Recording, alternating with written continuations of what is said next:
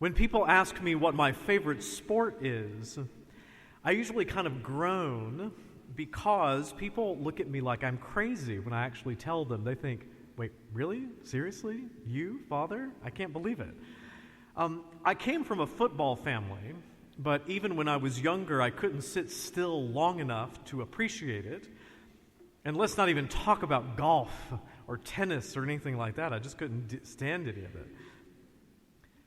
From the outside, boxing, kickboxing, and other kind of related arts like MMA, and other sports just look like a violent brawl with unhinged barbarians who just beat each other up until someone gives up or dies. In fact, when I started training with boxers and kickboxers several years ago, that's what I thought as well, actually. What I was not prepared for was the fact that some of the most selfless, kind, and generous people that I have ever met in my life, I've come across not in church, but in the boxing gym. You have heard that it was said, an eye for an eye and a tooth for a tooth. But I say to you, offer no resistance to one who is evil. When someone strikes you on your right cheek, turn the other one as well. It seems entirely counterintuitive to see boxing as a good introduction to the spiritual life of nonviolence.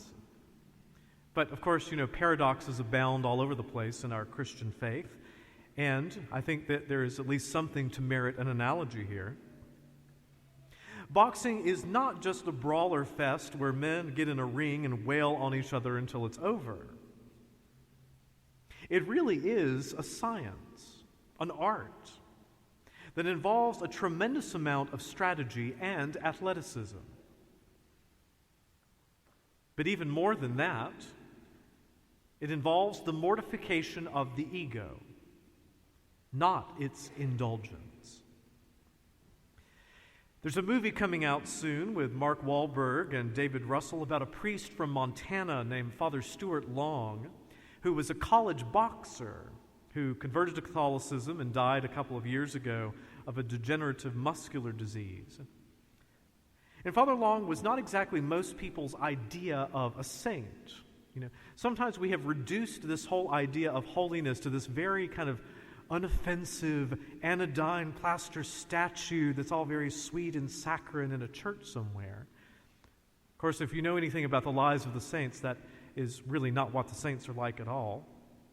Father Long was direct, gruff, and could size you up and call you out on your issues in a heartbeat. But he knew from his boxing past and his priestly ministry that the self-control that discipline and virtue engender in the soul, together with God's grace, was the only way to avoid those sins which destroy us. The director of this movie said it well. That's the beautiful thing about boxing. You can take a punch. The biggest thing about taking a punch is your ego reacts. And there's no better spiritual lesson than trying not to pay attention to your ego's reaction. A boxer who gets hit has two possibilities. Let anger take over and just lash out any which way, which can cause him to lose the fight, or mortify the ego's reaction and concentrate on the skill, the artistry, the courage to strike at the right place and the right time and advance towards the win.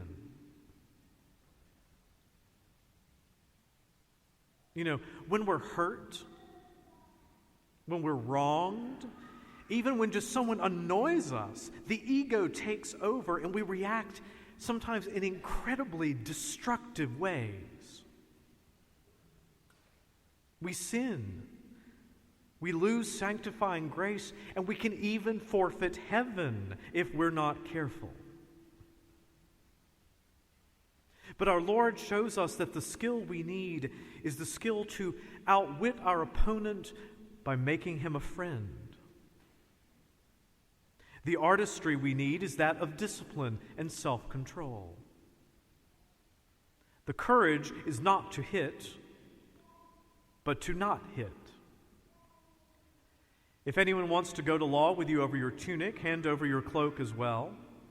Should anyone press you into service for 1 mile, go for 2 miles. Give to the one who asks of you, and do not turn your back on one who wants to borrow.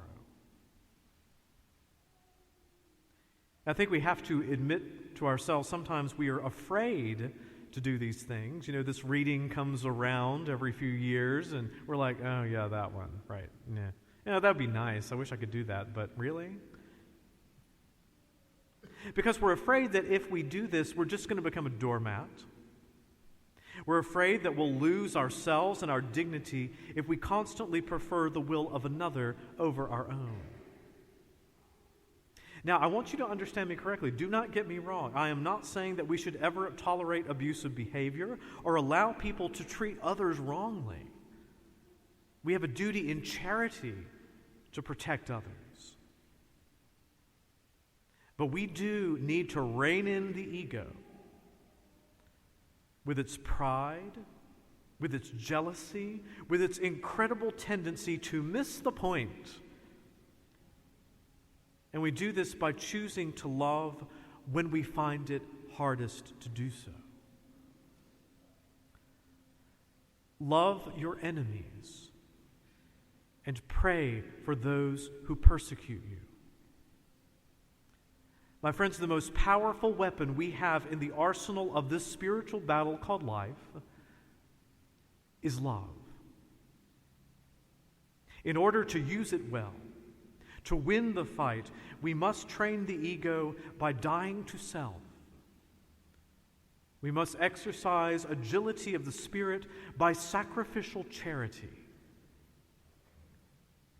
And we must land the strongest punch of all, not to the face of our enemies in this world, but the ancient enemy, the devil, by letting love conquer